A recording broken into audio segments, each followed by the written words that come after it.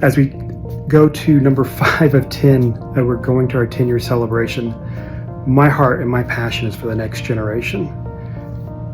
Without them finding freedom before it's too late, before the addiction kicks in, what's going to happen?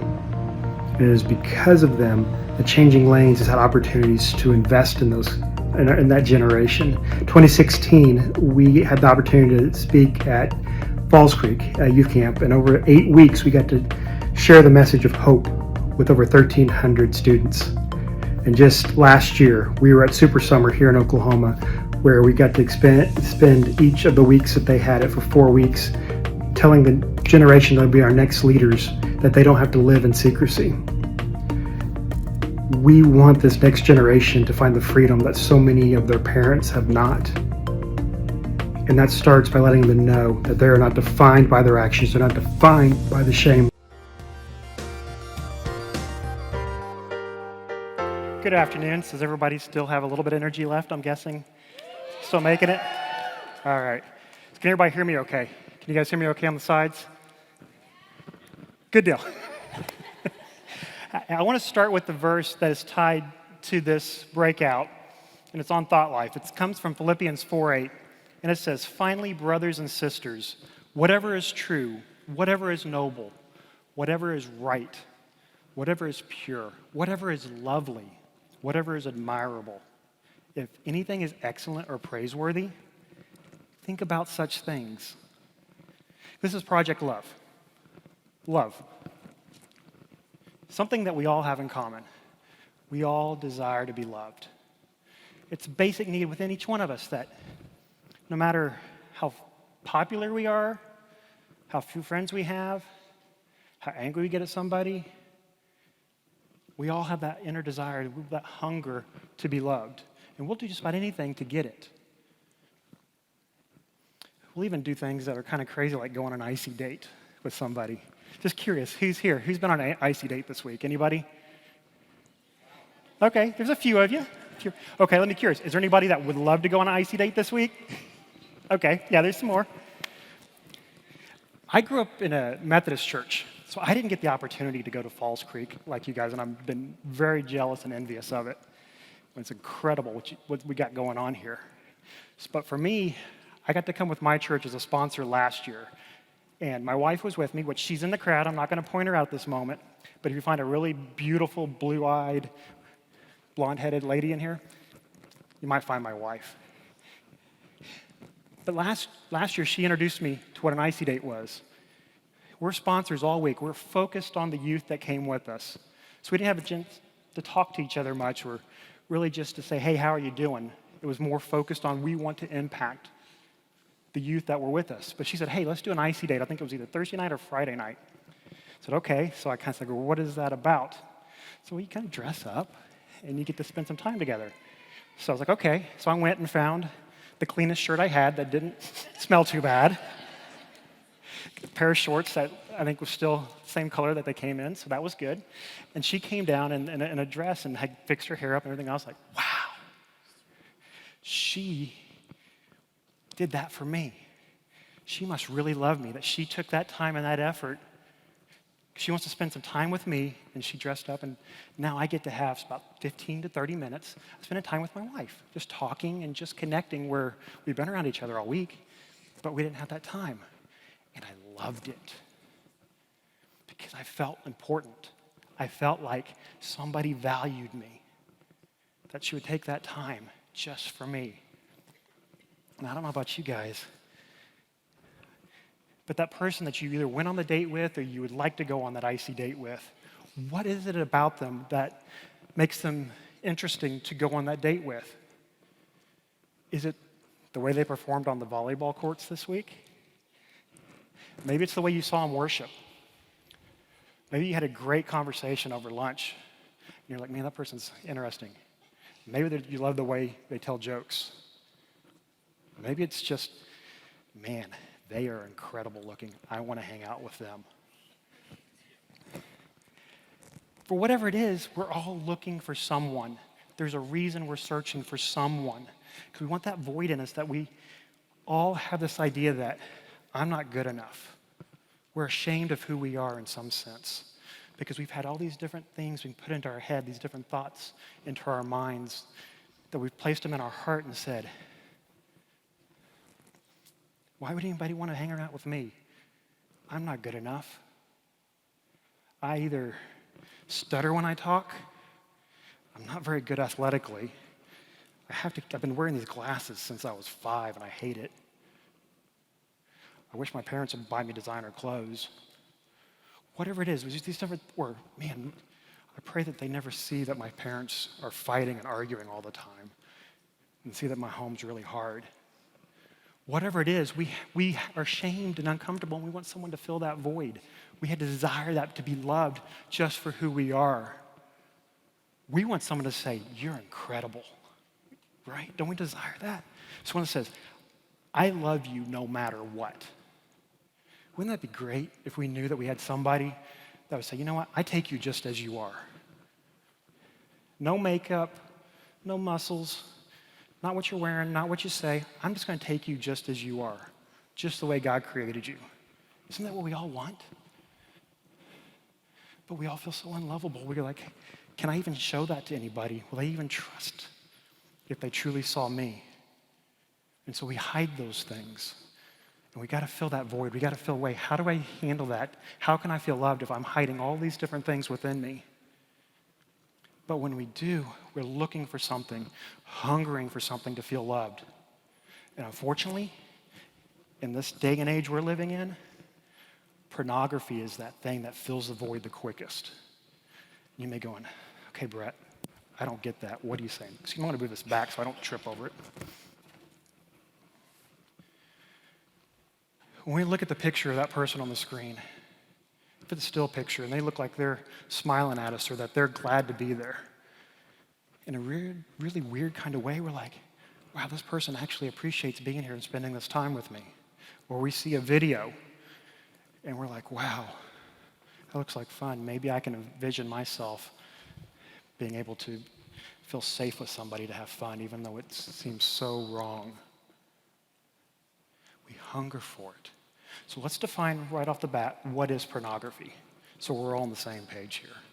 Pornography is anything we watch, we read, we listen to for the purpose of sexual arousal. So you're like, okay, what's that, Brett? It's the videos we talked about, maybe sex scenes. It could be still pictures. Just playing out nudity, close-ups of yourself. Could be chatting with somebody online or on the phone or whatever in a sexual type of way. It might be reading things that are talking about sex or things that bring up those hunger and desires of a sexual side. Maybe it's a painting. Maybe it's an advertisement. There's all these different things. You're maybe going, okay, Brett, we're talking about this. What makes you an expert on this? Like I said, I grew up in the Methodist church, a great home. My family loves me. They care for me. They've truly made me feel like I was desired. One night when I was 8 years old, parents were making dinner in the kitchen, and I was in the living room bored, just waiting for them to get done. So I was on the TV, flipping through the channels on the TV. And I was doing it. I was just going to go from beginning to end and just repeat. Well, every time I did, I always knew there was a block of channels that were never available. But I'd go through them anyway, just to continue the pattern. And this one night, channel 16 was not blocked, and it was the Playboy channel. 8 years old, second grade, and I'm seeing things I don't have a clue to understand what's going on. I'm seeing women without clothes on. I'm seeing acts going on between men and women that I'm like, what? What is this? So I see it for a few seconds and like, whoa, wait a second, Mom, Dad gonna see this? I flip off of it and look behind me towards the kitchen. There's a doorway, but only they'd have to be in the doorway to see the TV. They didn't see anything. So I was like, okay. I'm kind of curious about that. I want to go back. So I went back, watched for a few more seconds until I thought I heard something, and then switched back. Looked and saw if anybody was there. No. Really starting to feel guilty and ashamed of what I'm doing. Like I shouldn't be doing this, but it's really interesting. So I do that back and forth, back and forth. Parents don't see me, but what I don't recognize is my 4-year-old younger brother walk in. And he comes up to me and says, "Brett, what are you doing?" "Nothing." "All right, well, what are you trying to watch on TV?" "Nothing." "Why are you looking at naked women?" "Shh, don't say that out loud. Don't want mom and dad to hear." "Can I watch?" "No." "Oh, come on, I won't tell anybody." "Promise?" "I won't tell anybody. I won't tell mom and dad." "Okay, you can stay then." So we did that, and then he played the game back and forth, until mom and dad got dinner ready. They had no idea. So we had dinner, got ready for bed later, tucked my brother into bed in his room, and then told him goodnight and came to tell me goodnight in my room. First thing they said is, "So Brett, Brian told us that you were looking at naked women." Yes, I'll be having a great conversation with my brother the next day. He might be living, he might not. But my first response was, no. Instantaneous, no. The shame and the guilt of it, I didn't want to admit it. So they asked me a second time, "Are you sure? Brian doesn't lie." Now, one, I'm thinking, I'm going to tell you no. But can I tell you all the times that he has lied? But no, I said no. And they said, "Okay, well, we'll drop it." So I dropped it. Something that never got brought up again. But for me, that was my hook. For me, that was like this box. It was my thing that I wanted to keep nobody to be able to see inside of, nobody to know anything about. So the years as I'm in the church, I'm in youth group, I'm involved with a few friends, and I would take the things that I see, I keep in my box so nobody could see them, nobody knew about it, because if they knew about that, then what would they really think of me? And see, I like the things that I looked at because I was the skinny kid, the kid that had glasses when he was in kindergarten, the one that was okay in sports, stuttered immensely, didn't have a whole lot of friends, definitely very few girlfriends. Usually took going down the list in the class for the 9th, 10th girl before they'd say, "Yeah, I'll be your girlfriend." So that was one thing, and that was good for a while. But as I was doing that, there'd be the things that I read. Put that in my box. That was good. Kept it a secret. Got my car. Very much involved in the youth group. Then I started getting into, I wanted to be accepted. Played basketball. Those things. And those guys were listening to heavy rap music. Very explicit. Talking about women and doing things in ways that, yeah, I saw it on TV, or I saw it in the pictures and stuff. The things I listened to reinforced it. Put it in my box. It's closed up. Nobody can see in my box. As long as nobody sees in here, all they see is this, I'm okay. So I'll keep my box back here. They don't need it. For me, as long as my box was hidden, and they saw the image of Brett that they saw, that I was the good Christian kid that was involved in youth group, that helped out, that was kind, that was polite, didn't talk too much, because that's what the adults told me, that, man, he's a great kid. He doesn't talk much. He's real quiet. We like him. So I didn't feel like I could voice my thoughts. So as long as they never saw this, that masked all of those issues I had, I was okay.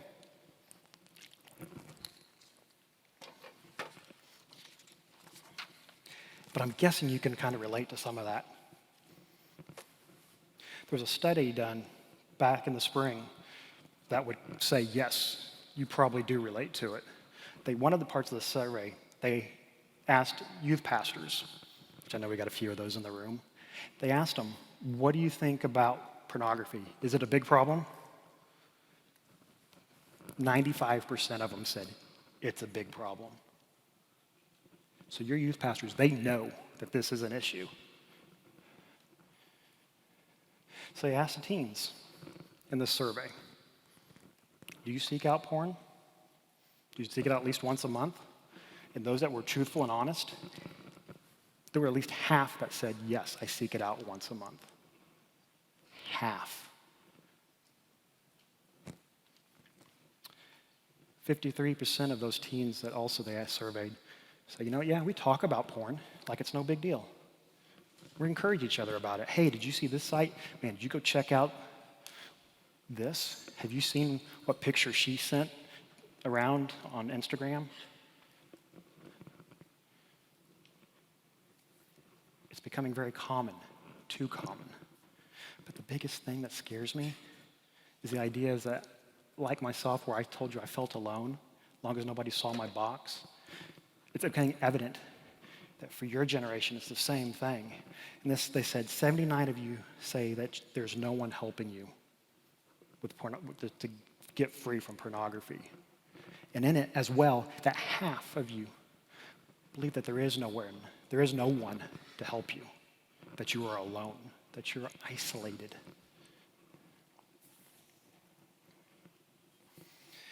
Sexting. I think we're all mostly familiar with that term. It says 62% of teens have received a nude image from someone else. And over half of those didn't come from a stranger. That's what we're always worried about, the stranger, the predator. Over half came from a boyfriend or girlfriend. Are we not screaming out, I want to be loved in any way possible?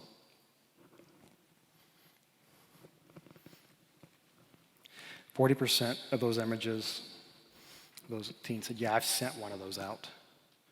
And over half said those were girls. Because we know that you desperately want someone to love you. And to think that you would give up something that God's saying, hold on to for love. It breaks my heart. Now, I hope that I've got your attention, but if anybody's just kind of barely paying attention, I really want your attention right now.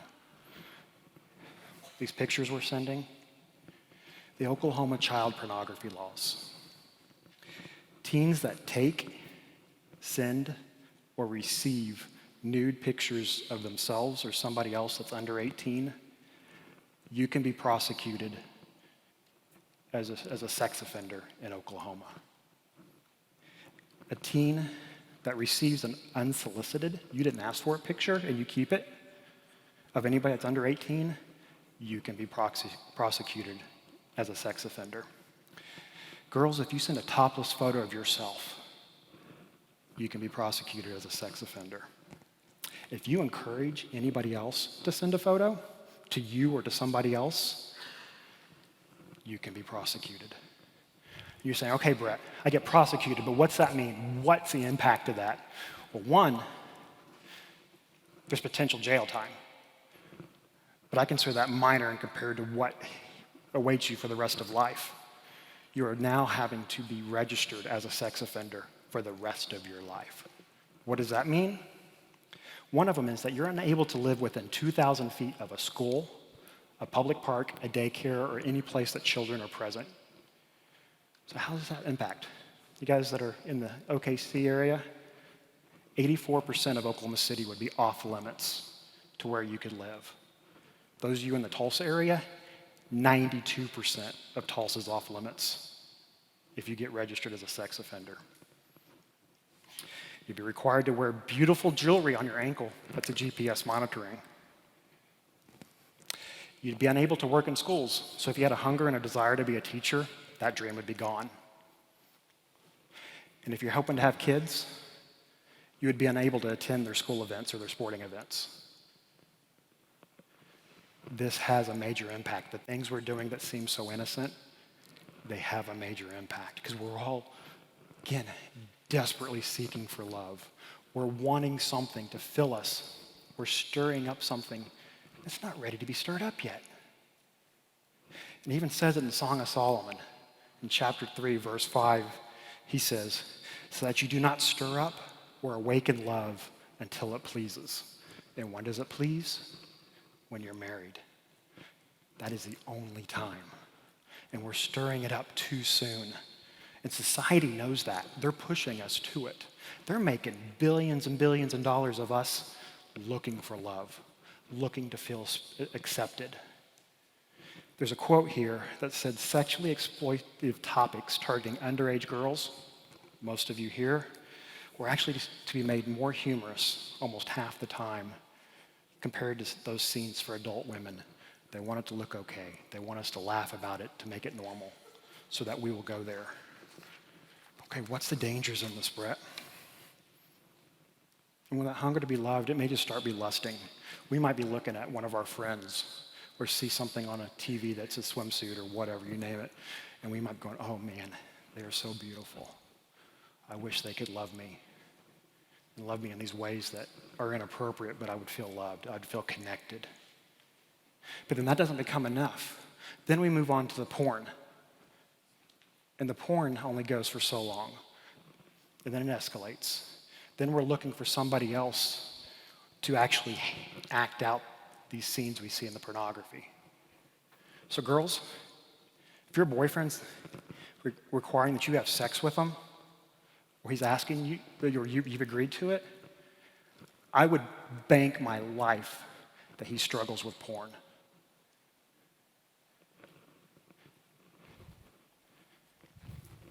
Guys, I'm sorry if that scares you, but we don't just jump into the sex. There is something that is fueling it. There's something that is pushing those desires and hungers to go to levels that are asking us to ask people to do things that goes beyond just traditionally, explicitly what God says what love is.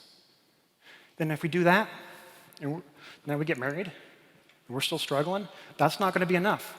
Then we're probably going to go and then we're going to move on and we're going to look for other people because our spouse is never going to be able to meet those desires and needs that we see in the pornography, which is going to lead us to affairs.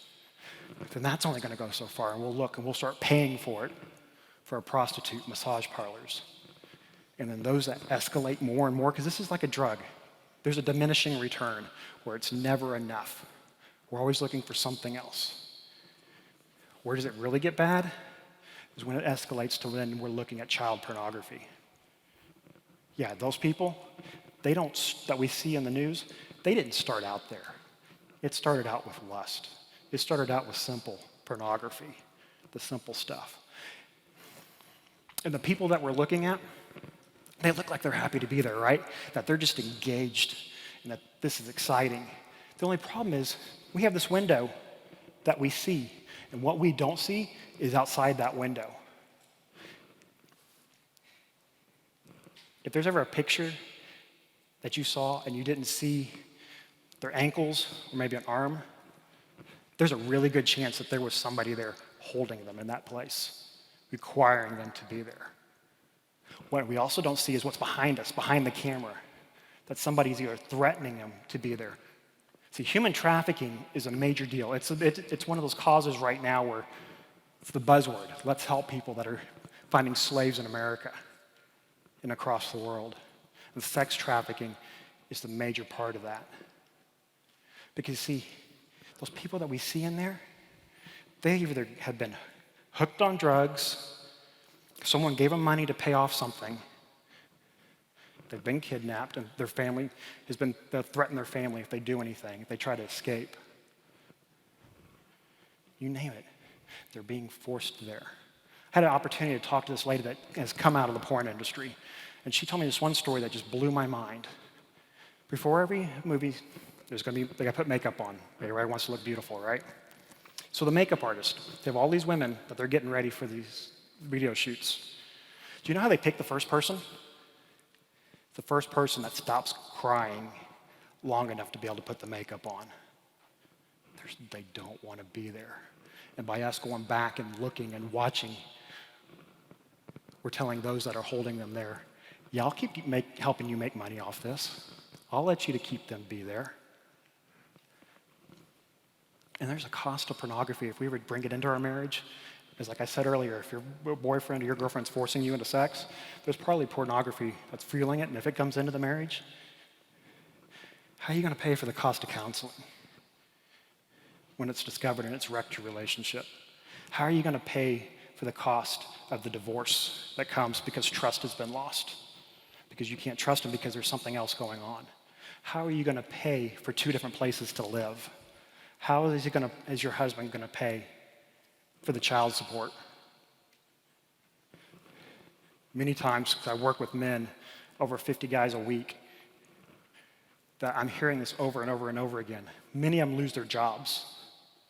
How do you pay with that if you don't have an income? There is a huge impact by taking this beyond. If we take this into our marriage, if we believe marriage is going to take care of it for us. And the things that we do right now, we say, oh, hey, I got Snapchat. I'll take a snap. It'll go away. Everybody knows how to take a shot of your home screen on your phone. As soon as that image is there, it's saved. Just a week and a half ago, Snapchat introduced that they have another new way, I don't know if you guys have heard about it, that will actually save stuff now.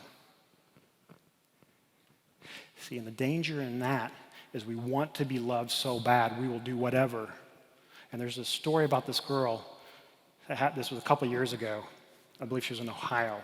She desperately wanted to be loved, hungered to be loved. But she sent this topless picture of herself to this guy that she thought liked her. He took the photo and sent it to the rest of the school. Someone that was desperately looking for connection, desperately wanting to be loved, has shame and embarrassment beyond whatever she could ever imagined. So much so that she took her life and she's no longer with us today. Our actions have consequences. But here's the deal. We're looking for trust. We want someone to trust us, but yet we hide it. We keep the secrecy. We don't let anybody see in our box. And if we're isolated and alone, there's an escalation in depression in teenagers. Why? Because we're hiding things. And it puts us away from being in real relationships with real people. We doubt our self-worth. Most of the people I talk to, and I've seen this over and over again, that struggle with pornography or sexual addiction, there's another addiction going on. Drugs, alcohol, food. When I was in the height of mine, I gained 120 pounds. Because this is too much to be able to handle on our own. So we're looking for something else to mask the hiding of this. So why do we want to feel loved by porn? If you look in Proverbs, it's chapter 7, verse 15. And chapter 7 is talking about the simple man, this guy that goes out when he's not supposed to. He's going at night when there's danger lurking. And there's a wayward wife, an adulterous woman, that her husband's gone. And she says, I'm going to do the things inappropriately. And she sees him. You know what she says to him? So I came out to meet you. I looked for you, and I found you. She told him exactly what he needed to hear. I was looking for you. I found you. We all want that, right? We want someone looking for us, to find us, to be there with us.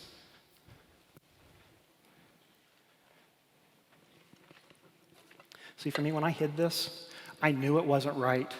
My high school senior year, the camp I was at, we had our devotional time in the morning, like you guys do, and I was sitting on the side of a creek.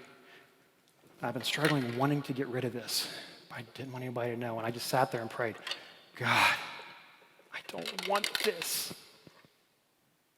Take it away. Take it away. But don't tell anybody. And guess what happened? Nothing. Because as long as I kept my control over this, there was no change. I even met my wife, and it's like this insecure, uncomfortable guy met this woman that is just full of life, that loves everybody, that talks to everybody, has tons of friends. Everything that I wished I could be, I saw in her. And in her, I thought, wow, she will feel everything within me. And if she feels everything within me, I don't need this. But what happened? We got married, which that's a miracle in itself. I married way over my head. But what I found out, she has just as many insecurities in different ways that I do. And so in those insecurities, I'm like, Lord, what am I supposed to do? I said, take it away. Nothing happened.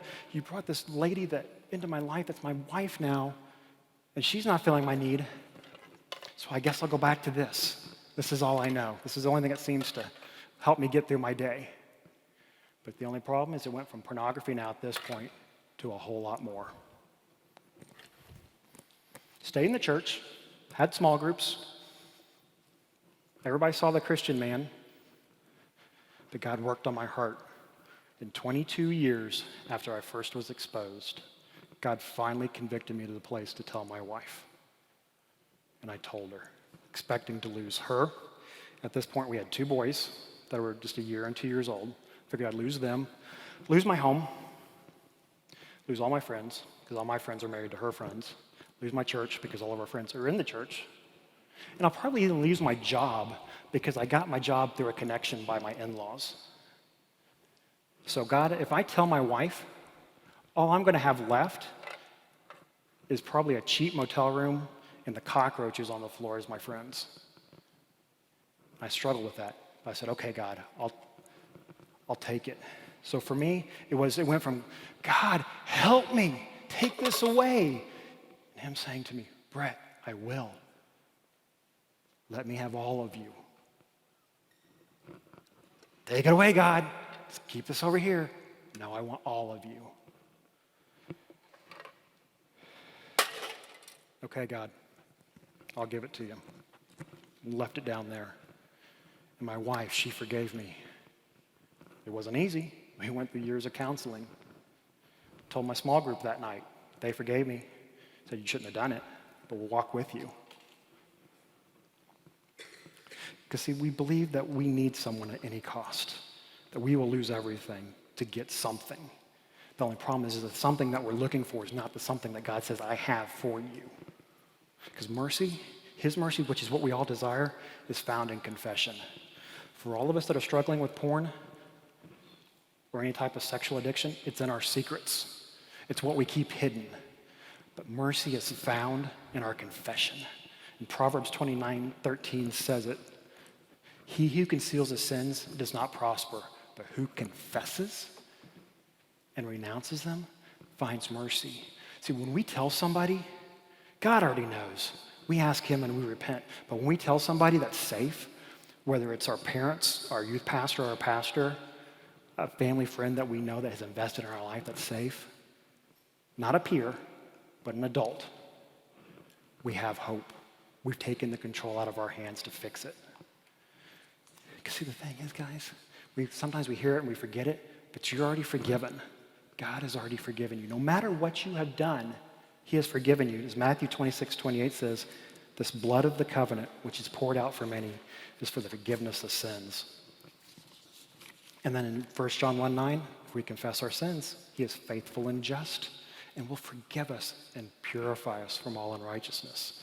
So if we admit that we're not strong enough, that God, you only have enough, he's going to take that shame away. Because there was never intended to be shame with sex. Never. See, from God's perspective, ladies, you are beautiful. Men, you are strong and you are worthy. If we'll be honest with ourselves and honest with those around us, we have hope. If you're holding on to say, you know what, I'm doing all this on my smartphone. Here's everything I'm looking at. I'm going to say probably almost all of us here, that your smartphone is probably not owned by you. It's probably by your parents. Let them have control over it. Not so they can dominate you, to put you as a slave, but so that they can help you. Pornography is wiping out people of all ages. I have men from teens from 15 all the way to men in their mid-70s that are struggling with this. Seek God and you will find him. Philippians 4:13 says, he's going to give us the strength. I can do all things through him who gives me strength. And no matter how you feel, please remember your feelings are not your identity. What we allow to influence, the things we think about, the things we talk about, the things we look at, those aren't us. Those are the things that just we surround ourselves with. Our identity is in Christ. See, God, this is an amazing thing. In the Psalms, David talks about how God knitted him in his mother's womb. And so when we think about God creating us, we think about how God created us with all our strengths, all our gifts, right? You know what the crazy thing is we don't talk about very often? He created us with all our weaknesses as well. Why would he do that? The things we were trying to hide and we're trying to mask with the pornography are actually the things he's saying, this is how you're going to find me. In your weaknesses, this is where you're going to find me. This is where I'm going to move, and you're going to see how mighty I am. But we hide those things from him because we believe and we're ashamed of them. So ladies, remember this, please. You may feel like a Proverbs 5 woman, the one that's adulterous, ashamed, but God sees you as the Proverbs 31 woman, the one that is lovely, that is admired, that does right, that has strength and compassion, is faithful and blessed. You say, Brett, okay, how do I do this? Purity, this idea, I got to do this for my whole life. I can't even do it for one day. God says, I don't want you to look at the end game right now. Didn't he say, I'll give you grace for the day? And so in the world of pornography and purity, Lord, I'm going to give you today. I'm going to give you my sexual sobriety for today. And he will give it to you. We move to tomorrow. Lord, I need the sobriety for today. He'll give it to you. And the next, and the next, and the next, and the next, and the next. Then we look back and go, oh my goodness. Wow. Look at this legacy, this trail, this path behind me of purity that he's put me on. And all I got to worry about is today. And he will take me to the next. Because no matter what you've done, it's not bigger than what he can do in your life. Nothing. 1 Corinthians 10:13, he says, no temptation has overtaken you except what is common to man. You're not alone in this. You're not the only one. This is common. Everybody struggles. But God is faithful. He cares. He's not changing. When he says it's common, he means it. If he's faithful, that means he's not changing. Because the next part of this goes into, he says, he will not allow you to be tempted beyond what you can bear. So if he's faithful and he's not changing, he's saying he's not going to let you be tempted beyond what you can bear. Okay, maybe you can do this, God. He may actually protect me. But when you are tempted, we will be tempted. I'm still tempted, but we don't have to go to it. But when we are, he will provide a way of escape. How are you going to do that, God? Okay, we've been pretty familiar with DC and Marvel movies this summer, right? In spring. All right, let me take you to Superman. I think it's Man of Steel. There was a scene in there where there was this huge steel beam that was falling over on a helicopter. And what did he do? He went in and held that beam up long enough for this helicopter to get away. That's what God's doing for us and what he's saying in this verse. It's coming, but I'm going to give you time to get out, to flee. Not to put your strength up there to hold it and try to fight it, because this is too big for us. We will never win that battle on our own. But he will provide the way for us to get out, and he will take care of it. So if we turn to his word, his wisdom, trust him, keep ourselves in connection with others, he's going to provide what we need. Because see, I want to end this for you guys right here on 2 Corinthians 12:9. This is Apostle Paul talking, and he says, but he said to me, referring to Christ, and this is what Christ said, my grace is sufficient for you, for my power is made perfect in weakness. Our weakness, the things that we were created with, that we can't do, that's where his power is at. So Paul then says, and I will boast all the more gladly about my weaknesses, so that Christ's power can rest on me. That is why, for Christ's sake, I delight in the weaknesses, in the insults, in the hardships, in the persecutions, in the difficulties. For when I am weak, then I am strong. So please, what I'm begging you and want you to leave here with is tell somebody. Tell somebody. You do not have to live with this. No matter what you've done, what's been said to you, what you've been forced to do, been forced to see, it's not yours to carry. Tell somebody. There is hope, there is freedom, and he will change your life. I guarantee it. Thank you, guys.